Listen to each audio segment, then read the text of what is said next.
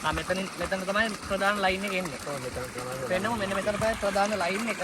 ඉතින් මේ නාන තටාකයේ ලස්සනම වටිනම දේ මෙන්න මේක. ඉතින් මේ ඔයාලට පේනවා ඇති මෙතනින් තමයි මේ තටාකයේ වතුර ටික අලුත් වතුර පිරෙන්නේ. අලුත් ඇවිල්ලා තින්නේ වෙනස්ම තැනකට ඇල්පිටිය පිටුවල පාරේ ස්වභාවික නාන තටාකය. ඉතින් ඇල්පිටියාවට ගොඩක් අය දන්නවා. ගාල්ල දිස්ත්‍රික්කයේ ගොඩක් අය දන්නවා. ඉතින් ගාල්ල දිස්ත්‍රික්කයේ එළියෙන් ඉන්න නොදන්න අයට අපි මේ තැන පෙන්වන්න ආවේ. ගාල්ල දිස්ත්‍රික්කයේ ඇතුලේ ඉන්න අයත් මෙතනට ඇවිල්ලා නැත්තම් ඔන්න අද බලා ගන්න පුළුවන්. අපි ඉන්නේ ඇල්පිටිය පිටුවල පාරේ ස්වභාවික නාන තටාකයේ අසල. අපි ගිහිල්ලා බලමු ඒ තැන කොහොම වෙයිද කියලා. එන්නකො මාත් එක්ක යන්න.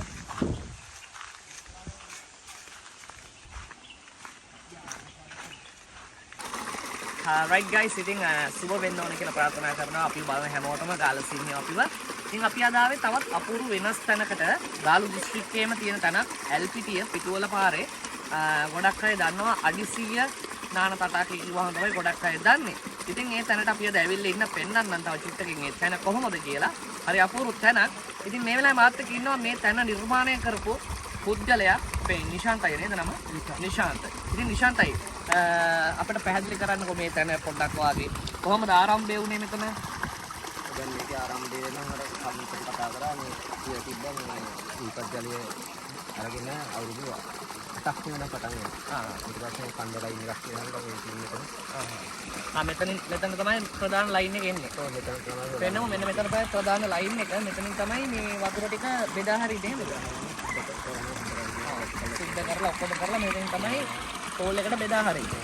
එතකොට දැන් වසර අවුරුදු කීයක් විතර වෙනවද මේ වැඩේ පටන් අරන්?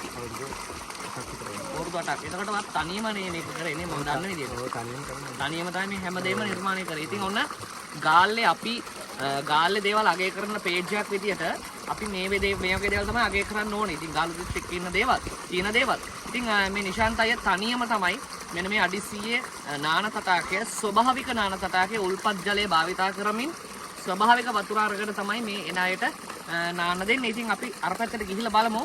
තවත් ලස්සන දෙයක් පෙන්වන්න එන්න අපිට එක්ක යන්න. ඉතින් guys මෙන්න මේක තමයි අඩි 100 ස්වභාවික නාන තටාකය. ඉතින් මේ නාන තටාකයේ ලස්සනම වටිනම දේ මෙන්න මේක. ඉතින් මේ ඔයාලට පේනවා ඇති මෙතනින් තමයි මේ තටාකයේ වතුර ටික අලුත් වතුර පිරෙන්නේ. අලුතෙන් එන වතුර මෙතනින් තමයි තටාකයට විහිදලා යන්නේ. ඉතින් හරි අපූර්ව නිර්මාණයක්. අපේ ආදි මුතුන් මිත්තන් කරපු ජාතිය නිර්මාණයක් වර්තමානයේ අපේ කෙනෙක් කරපු නිර්මාණයක්. ඉතින් ආරාධනා කරනවා ගාල්ල සිංහයෝ අපිව බලන ඔයාලට පිටරට ඉන්න ලංකාවට ආපු දවසක එන්න හොඳම තැනක් ගෙදර අයත් එක්ක ඇවිල්ලා නාලා කියලා යන්න පුළුවන්. ඉතින් ඔන්න මම යෝජනාවක් කරනවා මෙතනට ආපු නැති කෙනෙක්ට අපි වීඩියෝ එකේ මේ අපේ මේ ස්ථානයේ බාරව ඉන්න කෙනාගේ නම්බර එක දානවා, මොබයිල් නම්බර එක දානවා. ඔයා මෙතනට එනවනම් කලින් ඒ නම්බර එකට කෝල් එකක් දීලා එන්න. එතකොට ගොඩක් පහසුයි ඔයාලට. හරිම විශිෂ්ට නිර්මාණයක්. නිශාන්තයට අපි ස්තුති කරනවා මේ වගේ දෙයක් ඇල්පිටිය පුරවරේ හදපු එකට. ඉතින් නැවතවතාවක් ආරාධනා කරනවා ගාල්ල සිංහයෝ අපි එන්න කියලා මේ ස්ථානෙට. තුටක් පෙන්නමු.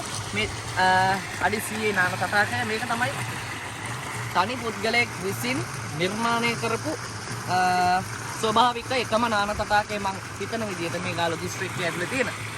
ඉතින් ගාල්ල සිංහයෝ අපිත් ආවා.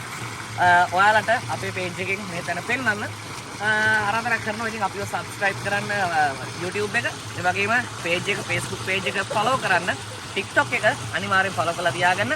මේ වගේ ලස්සන තැන් ගාල්ල දිස්ත්‍රික්කයේ ඇතුලේ තියෙන මේ වගේ තැන් අපි ඔයාලට අරගෙන එනවා පෙන්නන්න. ඉතින් අපිත් එක්ක එකතු වෙලා ඉන්න අපි ගාල්ල සිංහයෝ අද ඉන්නේ ඇල්පිටිය පිටුවල පාරේ අඩි 100 ස්වභාවික නාන තටාකයේ.